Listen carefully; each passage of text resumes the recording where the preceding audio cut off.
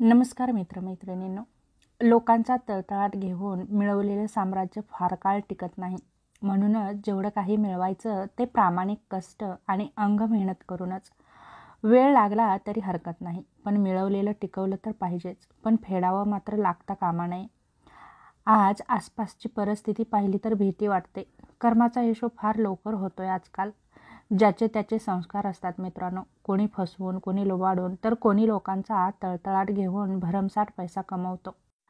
कष्ट प्रामाणिकपणे करून सुद्धा खूप मोठं होता येतं हे आजच्या पिढीला पटन असं झालंय. पण मित्रांनो, दिसतं तसं नसतं.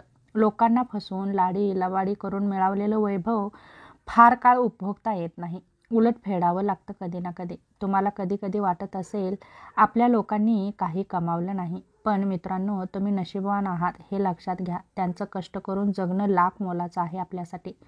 तोच लाख मोलाचा वारसा आहे. म्हणून आज ना उद्या आपला दिवस वादळात सुद्धा तेवत राहील. पुण्याई फक्त चांगुलपणानेच कमवता येते. लुबाडून, ओरबाडून, फसवून कमावलेल्या पैशांनी ती कधीच मिळवता येत नाही.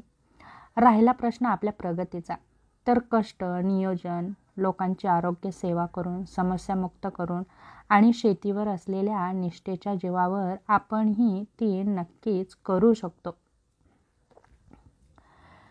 मदत ही खूप महाग गोष्ट आहे, याची प्रत्येकाकडून अपेक्षा करू नका. कारण खूप कमी लोक मनाने श्रीमंत असतात. म्हणून हात कितीही लांब पसरले तरी ते हवे ते हाती लागतच नाही. करार असतात काही आयुष्याचे, निपुटपणे सहन करायचे असतात. समाधान शोधताना इतरांच्या आनंदाला ठेच लागू नये याची जाणीव झाली की आपली वाटचाल ही परिपक्वतेकडे चालली आहे हे निश्चित समजावं. चुकीचा रस्ता, चुकीची माणसं, वाईट परिस्थिती, वाईट अनुभव जीवनात अनुभवणं खूप गरजेचं आहे. कारण त्याशिवाय आपल्याला समजत नाही आपल्यासाठी काय आणि कोण योग्य आहे. एकटी असणारी माणसं चुकीची किंवा चुकलेली नसतात. फक्त त्यांना कोणी समजून घेणारं नसतं, म्हणून ती चुकत असतात असं आपल्याला वाटतं. कष्ट आणि संकट हे मनुष्याला शिक्षण देणारे श्रेष्ठ गुण आहेत. जे धैर्याने त्यांना सामोरे जातात ते यशस्वी होतात. प्रेम आणि आनंद देणाऱ्या व्यक्ती आपल्या सहवासात असणं ही निसर्गाची एक देणगी असते आणि अशा व्यक्ती लाभणं हे आपल्याच सुस्वभावाची अनमोल अशी परतफेड असते. हसतच कुणीतरी भेटत असतं नकळत. आपल्यापेक्षाही आपलंसं वाटत असतं. केव्हा कोण जाणे मनात घर करून राहत असतं ते. जोपर्यंत आहे त्याला फुलासारखं जपायचं असतं. दूर गेल्यावर ही आठवण म्हणून मनात साठवायचं असतं. याचंच नाव खरंच मैत्री असं असतं. आयुष्यात कधी एखाद्या वाईट दिवसाशी सामना झाला तर इतकं धैर्य नक्की ठेवा की दिवस वाईट होता, आयुष्य नाही. प्रत्येक अंधारानंतर प्रकाश येतो. प्रत्येक पडण्यानंतर उभं राहणं शिकतो. जो काळाच्या वादळांना हसत सामोरा जातो तोच काळालाही वाकवतो, हे मात्र विसरून चालणार नाही. एकच आयुष्य आहे. मेल्यावर काय होतं माहीत नाही. जीवनात प्रेम आणि मैत्री अशी दोनच नाती आहेत ज्यांना नियमांची गरज नसते. कोणी मनाशी जुळलं की मैत्री होते आणि मनात शिरलं की प्रेम होतं. जिवंत असल्यावर तरी मेल्यासारखं जगू नका. आयुष्यातला प्रत्येक क्षण जगून घ्या. गेल्यानंतर फक्त आठवणीशिवाय काहीही शिल्लक राहत नाही. संगत कोणाशी पण असो, घडणं आणि बिघडणं आपल्याच हातात असतं. जगात जरूर मोठे व्हा, पण माणुसकी जपा. कारण मानवता हाच खरा धर्म आहे. परिस्थिती कितीही अवघड असो, जो आत्मविश्वासाने आणि खंबीरपणे उभा राहतो तोच टिकतो. परिस्थितीशी दोन हात करण्याची तयारी नक्की ठेवा. दिवस आज ना उद्या नक्की बदलत असतात.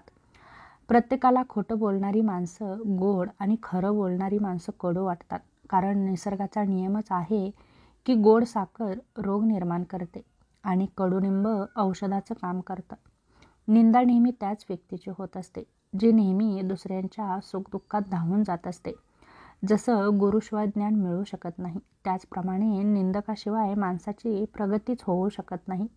तेव्हा नक्कीच निंदकाला तुच्छ न समजता, त्याचा रागराग न करता, त्याने जे आपले दोष दाखवले ते सुधारण्याचा नक्की प्रयत्न करा.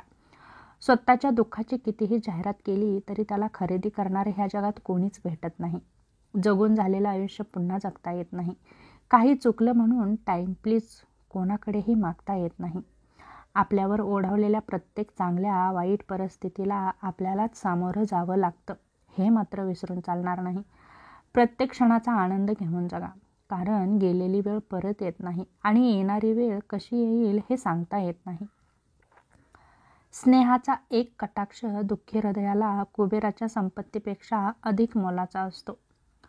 सुखासाठी कोणापुढे हात पसरू नका. वेळ वाया जाईल, त्यापेक्षा दुःखाशी 2 हात करा.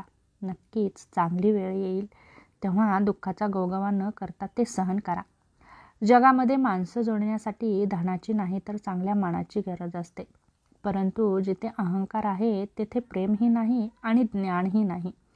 रोज कितीही चांगले शब्द वाचा, परंतु जोपर्यंत तुम्ही ते आचरणात आणणार नाही तोपर्यंत काहीही फायदा नाही. ज्ञानाला अर्थ कृतीमुळे प्राप्त होतो.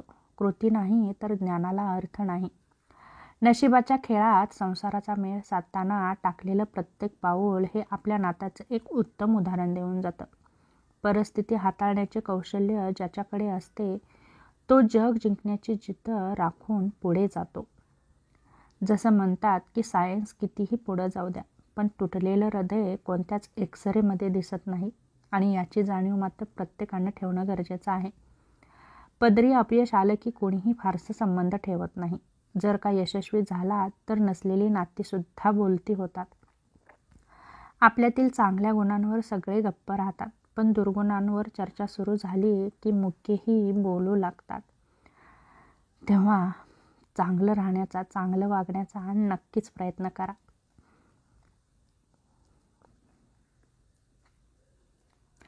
चांगल्या लोकांच्या वाट्याला नेहमी सगळं सर्वोत्तम येतं असं नाही, पण जे वाट्याला येतं त्यातलं सर्वोत्तम शोधून ते आयुष्य साजरं करतात. यालाच आयुष्य म्हणायचं. आपल्या माणसाला आहे तसं स्वीकारणं आणि आपल्या दोन्ही हातांनी आपल्या सर्वस्वाने त्याच्यावर प्रेमाचा वर्षाव करणं हीच परिपूर्ण जीवनाची परिभाषा आहे. देव हा माणसाच्या मनात जेवढा असतो त्यापेक्षा जास्त माणसाच्या कर्मात असतो आणि आपल्या चांगल्या कर्मातला देव कोणाला दाखवण्याची गरज नसते, तो सर्वांना दिसत असतो. म्हणून मंदिरातला देव एक वेळ टाळला तरी चालेल, पण कर्मातला देव कधीही टाळू नका. समोरच्याला दुःख होईल असं बोलू नका, कारण आग जरी थंड झाली तरी निखारा मात्र काही काळापर्यंत जळतच राहतो. आयुष्याची किंमत त्यांना जास्त कळते ज्यांना कोणी किंमत देत नाही. जगण्यातला संघर्ष हा जीवनाचे सामर्थ्य वाढवत असतो. आयुष्यात प्रत्येक गोष्टीचा आनंद घ्या, कारण इथे वन्स मोर नसतो. दुःखात पाठ दाखवणारे आणि परिस्थितीसमोर पाठ देणारे यातील फरक म्हणजे माणुसकी. असंख्य दुःखांना लपवून चेहऱ्यावर स्मितहास्य निर्माण करणं यासारखं बोलकं नाटक कोणतं असू शकत नाही. आयुष्याला समजून घ्यायचं असेल तर आयुष्याचा परीघ आणि त्याच्या भूमिकेत शिरून विचार हा करावाच लागतो. तेव्हा जीवन जगत असताना छोट्या छोट्या गोष्टींचा विचार करा, त्यातून आनंद घ्या आणि जरी संकट आली त्यातून पुढं जाण्याचा नक्कीच प्रयत्न करत राहा. तेव्हा हा छोटासा व्हिडिओ तुम्हाला कसा वाटला नक्की सांगा. पुन्हा भेटू अशाच एका छोट्याशा नवीन व्हिडिओसोबत. तोपर्यंत धन्यवाद.